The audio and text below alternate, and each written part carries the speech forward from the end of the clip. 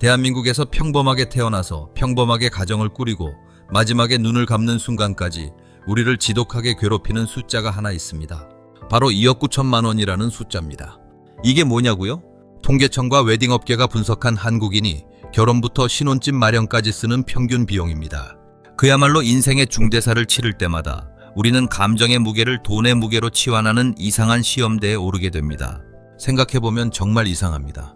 결혼식장의 화려한 생화장식, 한 번 입고 반납하는 드레스 대여비, 그리고 그 짧은 20분짜리 예식을 위해 우리가 지불하는 비용이 대기업 신입사원의 3년치 연봉과 맞먹습니다. 이건 마치 목적지에 도착하기도 전에 연료통에 구멍을 내서 기름을 길바닥에 뿌리며 달리는 자동차와 같습니다. 우리가 왜 이런 비합리적인 소비를 멈추지 못하는 걸까요? 그건 바로 보여주기식 문화, 즉 허례허식이라는 보이지 않는 유령이 우리 사회를 지배하고 있기 때문입니다.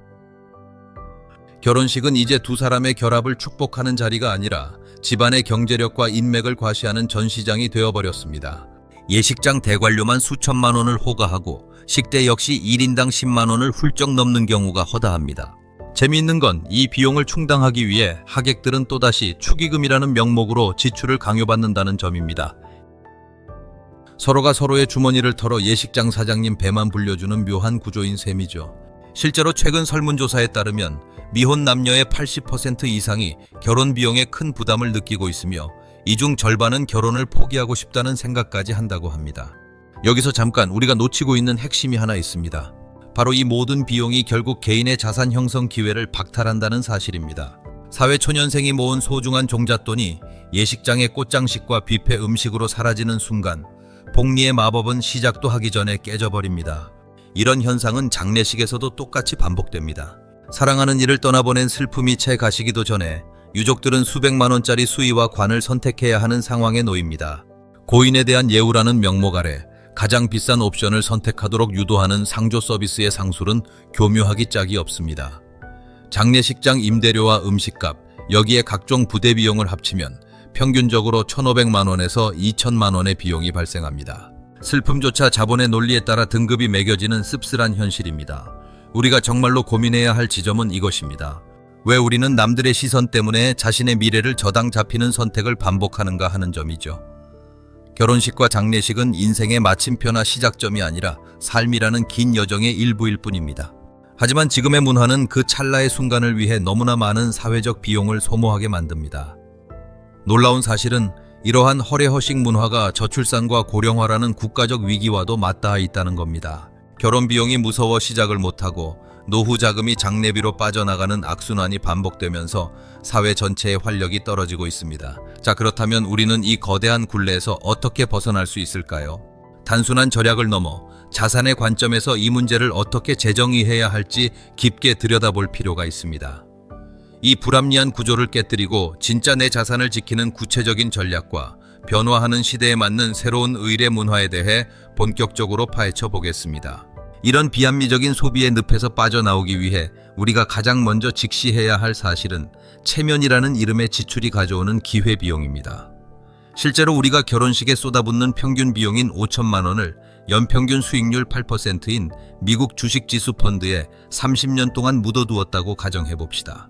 이 돈은 여러분이 은퇴할 때쯤이면 무려 5억 원이라는 거대한 자산으로 불어나게 됩니다. 우리는 단 하루의 화려함을 위해 노후에 누릴 수 있는 안락한 아파트 한 채의 가치를 허공에 날리고 있는 셈이죠. 이것이 바로 허례허식이 우리에게 청구하는 진짜 성적표입니다. 그런데 왜 우리는 이 손해보는 장사를 멈추지 못할까요? 그것은 우리 사회가 오랫동안 유지해온 상부상조라는 개념이 변질되었기 때문입니다. 과거에는 마을 공동체가 함께 축하하고 슬퍼하며 비용을 분담하던 문화였지만 이제는 세련된 예식장과 장례식장이라는 자본의 필터를 거치면서 오로지 숫자로만 평가받는 시스템이 되었습니다. 남들만큼 해야 한다는 강박은 결국 기업들의 마케팅 도구가 되었고 우리는 그들이 설계한 비싼 패키지를 구매하며 자신의 사회적 위치를 증명하려 애씁니다. 여기서 우리가 포착해야 할 반전의 기회가 있습니다. 최근 현명한 자산가들 사이에서는 이미 실속형 의례 문화가 빠르게 확산되고 있습니다. 보여주기 위한 예식 대신 그 비용을 신혼부부의 종잣돈으로 직접 증여하거나 거창한 장례식 대신 고인의 뜻을 기리는 소규모 가족장으로 대체하는 사례가 늘고 있죠. 이것은 단순히 돈을 아끼는 차원이 아니라 자본의 우선순위를 타인의 시선에서 나의 삶으로 옮겨오는 혁명적인 변화입니다.